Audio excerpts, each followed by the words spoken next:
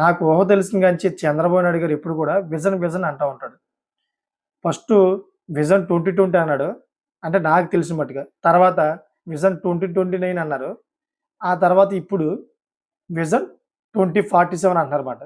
అసలు ఈ విజన్ అంటే ఏంటి? ఆంధ్రప్రదేశ్ అభివృద్ధి కోసం ఆయన విజన్ అంటున్నాడన్నమాట.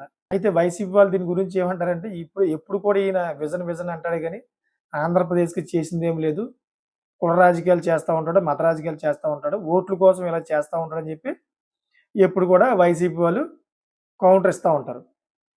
అయితే ఇదంతా ఇప్పుడు నేను ఎందుకు చెప్తున్నానంటే ఆంధ్రప్రదేశ్‌లోని ఇప్పుడు ఒక పెద్ద మీటింగ్ జరిగింది. ముఖ్యమంత్రి ఆధ్వర్యంలోని మంత్రులందరూ కూడా ఎళ్లి మీటింగ్‌లో పాల్గొన్నారన్నమాట. మన ఆంధ్రప్రదేశ్ కోసమే ఈ మీటింగ్ జరిగింది. చాలా పెద్ద మీటింగు. పూర్తిదాకా చివరిదాకా నాతో రండి. అసలు ఆ మీటింగ్ ఏంటనేది చెప్తా. ఎందుకంటే మీకు కూడా అవసరమే. వినాలి కూడా. ఎందుకంటే మన ఆంధ్రప్రదేశ్‌కి, తెలంగాణకి ఒకసారి మ్యాచ్ చేసి చూసుకుందాం. మన ఆంధ్రప్రదేశ్‌కి ఆర్థిక పరంగా రెవెన్యూ ఎక్కడి నుంచి వస్తుందో చెప్పండి ఒకసారి? విశాఖపట్నం నుంచైనా వస్తుందా? అమరావతి నుంచైనా వస్తుందా? మనకి రాయలసీమ నుంచైనా వస్తుందా? ఎక్కడ? ఎక్కడా లేదు.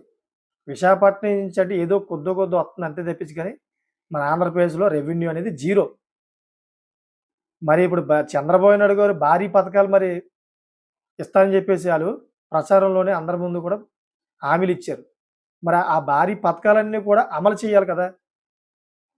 అయితే తెలంగాణ గురించి ఒకసారి చూద్దాం. తెలంగాణలోని రెవెన్యూ విపరీతంగా ఉంది. చాలా కంపెనీలున్నాయి. దానికి తోడు ఒక పెద్ద భాగ్యనగరమే ఉందక్కడ. దాని నుంచి వాళ్ళకి బోలెడంత రెవెన్యూ వస్తా ఉంటది. ఆ రెవెన్యూతో వాళ్ళు పథకాలు ఇచ్చుకుంటున్నారు, అన్నీ నడిపించుకుంటున్నారు. బాగా ఓవర్‌గా పథకాలు అని చెప్పేసి హామీలివ్వడం వల్ల రీసెంట్‌లీగా ఈ ఫ్రీ బస్ పథకం గురించి కొద్దిగా ఇబ్బంది పడుతున్నారు ఆళ్ళు కూడా. అయితే ఇదంతా నేను ఎందుకు చెప్తున్నానంటే, ఈ మీటింగ్ గురించి చెప్తున్నమాట. ఈ మీటింగు ఎందుకయిందంటే, మన ఆంధ్రప్రదేశ్‌ని 3 జోన్‌లుగా విభజించాలని చెప్పేసి ఈళ్ళు మీటింగ్ పెట్టుకున్నారు. ఈ 3 జోన్‌లుగా ఎందుకనుకున్నారు? ఆర్థిక పరంగా డెవలప్ చేయడానికి. First zone Visakhapatnam. ఆ విశాఖపట్నానికి సీనియర్ ఐఏఎస్ యువరాజ్ గారినైతే నియమించారు. Second zone Amaravati. అమరావతి జోన్‌కి సీనియర్ ఐఏఎస్ ముఖేష్ కుమార్ మీనా గారిని నియమించారు. అదేవిధంగా మూడో జోను రాయలసీమ. మూడో జోన్ రాయలసీమకి సీనియర్ ఐఏఎస్ కృష్ణబాబు గారినైతే నియమించారు. అయితే ఇదంతా కూడా మన ఆంధ్రప్రదేశ్ డెవలప్‌మెంట్ కోసం అని చెప్పేసి చంద్రబాబు నాయుడు గారు అదేవిధంగా కూటమి ప్రభుత్వం చెప్తుంది. ఆంధ్రప్రదేశ్‌లోని రెవెన్యూ జనరేట్ చేసే వనరులు లేవు. ఆర్థికంగా వెనకబడిపోతుంది. ఆర్థికంగా డెవలప్ చేయాలి అని చెప్పేసి ఈ 3 జోన్లుగా విభజించామని చంద్రబాబు నాయుడు గారు ఈ మీటింగ్‌లో కీలక మాటలు మాట్లాడారన్నమాట. అయితే వైసీపీలో ఉన్నప్పుడు కూడాను 3 రాజధానులని చెప్పేసి జగన్మోహన్ రెడ్డి గారు అన్నారు. వైసీపీలో 3 రాజధానులు ఎందుకన్నారు? ఆర్థిక పరంగానే డెవలప్ చేద్దామని ఆయన అన్నారు. కాకపోతే ఆయన రాజధానులని చెప్పేసి అనడంతోటి పెద్ద దుమారం అయ్యి టీడీపీ పార్టీ అదే జనసేన పార్టీ కూడా దాన్ని బాగా విపరీతమైన ట్రోల్ చేసి ప్రచారం చేశారు. ఇప్పుడు కూడా వీళ్ళు ఇదే చేస్తున్నారన్నమాట. ఆర్థిక పరంగానే దీన్ని తీసుకొచ్చారు. దానికి దీనికి పెద్ద వ్యత్యాసం లేదు. ఒకసారి మీరు ఆలోచించండి. అయితే చంద్రబాబు నాయుడు గారు చేసింది తప్పు పట్టలేదు. జగన్మోహన్ రెడ్డి కూడా చేసింది కూడా తప్పు పట్టల. అయితే ఇక్కడేంటంటే చంద్రబాబు నాయుడు గారు ఆర్థిక పరంగా దీన్ని 3 జోన్లుగా క్రియేట్ చేసి వీళ్ళు కంపెనీలు తీసుకొస్తారన్నమాట. ఎందుకంటే చంద్రబాబు నాయుడు గారి దగ్గర ఉన్న ఒక మంచి లక్షణం ఏంటంటే ఎప్పుడు కూడాను విజన్ అని చెప్పి కంపెనీలు తీసుకొచ్చి ఫ్యూచర్ ఆలోచనలు చేస్తాడు. దానివల్ల మన ఆంధ్రప్రదేశ్ బాగా డెవలప్ అవుద్ది. దానివల్ల ఆంధ్రప్రదేశ్‌లోని రెవెన్యూ జనరేట్ అవుద్ది. పథకాలు ఇవ్వగలుగుతారు. ఏదైనా అభివృద్ధి కార్యక్రమాలు చేయాలన్నా గాని ఈళ్ళ దగ్గర డబ్బులుంటాయన్నమాట. అయితే ఇప్పుడు ఇదంతా వైసీపీ వాళ్ళకి మింగుడు అవ్వట్లేదు.